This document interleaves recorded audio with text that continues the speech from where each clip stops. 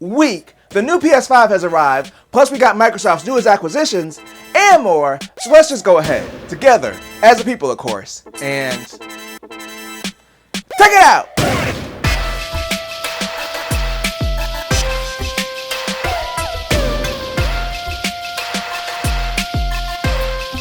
And welcome to another sensational Sunday. I'm Mike, and I'm back to talk about the gaming news. And there has definitely been an increase in news this week, but one thing that's not increasing is the size of the PS5.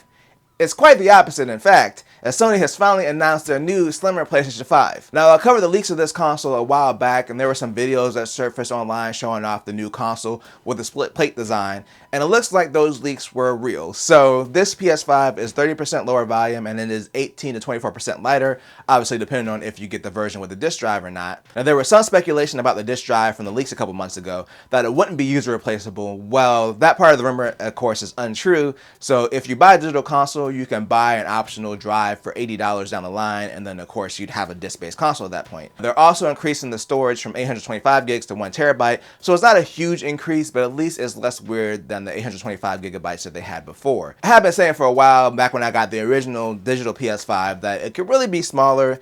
And yeah, it's still kind of big, but a lot more reasonable than the old version as far as trying to jam this thing into a TV stand. One other thing that Sony confirmed about the system is it'll still have the M.2 slot, so you can still use off-the-shelf drives to expand the storage, which is great because they've gotten a lot cheaper, especially in comparison to Xbox storage upgrades. Alright, so that covers all the good news. Now for the bad news, which is the pricing. So one of the things I liked about the original digital PS5 was the $100 savings. I personally didn't care about having the disc drive when I had mine, and I would rather have saved the money. So the disc PS5 is still going to be $500, the same as the original, but the new digital is going to be $50 more at $450. I mean, in my opinion, it makes the digital way less appealing because you're not saving that much from just buying the one with the disc drive. I feel there are a couple reasons they did this. For one, it makes buying the digital console and buying the add-on drive later overall more expensive, so people who are on the fence about which one to get will probably just get the one that's more expensive, so they don't have to decide to spend an extra $30 later to get the drive. It wouldn't make as much sense for it to be $400 and the drive to be $80, because then it would be cheaper than buying the system with the drive already included. The other thing is they did price increases in most other countries except for the US.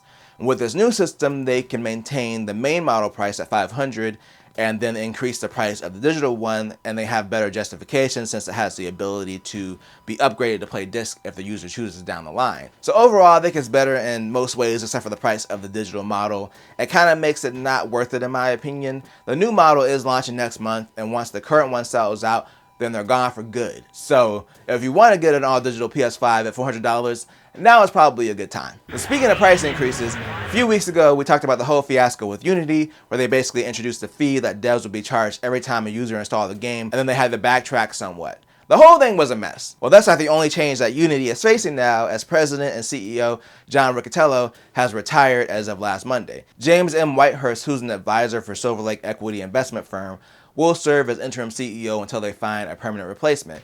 Now, obviously, they're not saying that this is a result of the whole runtime fee fiasco, but let's be honest, it probably is. Usually when a CEO randomly resigns after something bad happens, it's not usually because they were planning to leave or they were doing such a great job that they just needed a break. But at this point, even under a different CEO, Unity probably has a lot of work to do to regain the trust of developers after trying to add a fee that would have applied to all games on their platform, including existing ones who never agreed to that when they decided to use the platform to build their games. Like I mentioned before, they did backpedal and they made the fee applicable to games using the engine that they're going to release next year, but I feel the damage to their reputation was already done. And you know what else is finally done?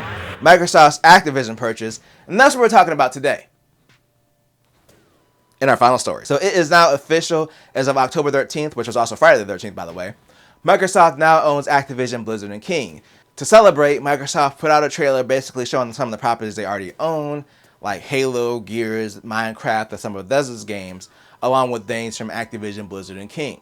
Phil Spencer also made a statement and mentioned that they'll continue to support games that are on other platforms for existing players of Activision games. He also stated that they're already working on getting those games on Game Pass, and they'll have more information in the coming months. Now, along with this purchase, there was another announcement made which was Activision's current CEO, Bobby Kotick, will be there until the end of the year to help with the transition, and then basically he'll be stepping down. Now, the big thing with this is, before Microsoft stepped in to buy Activision, they weren't in the best place. They were basically under investigation because of harassment that was taking place in the workplace, the various types of harassment, and a lot of the employees were looking to unionize.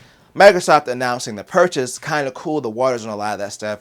It says Bobby Kotick was the CEO of Activision when all of that alleged harassment took place. It makes sense that, you know, he would be transitioned out of that role after Microsoft purchased them. Either way, I hope the environment is better under Microsoft for the employees there now. And I'm interested to see what Activision looks like under Microsoft. And I'll show you what a transition at the end of the video looks like for me, because I'm bringing this one to a close. But let me know what you think down below about the PS5 redesign. Again, let me know down below. And if you enjoyed this video, then make sure to tell a friend, tell a coworker, like, share, and subscribe, and hit that bell notification to be notified when I drop a video or a live stream. I always do at least 2 things at the same time. Peace.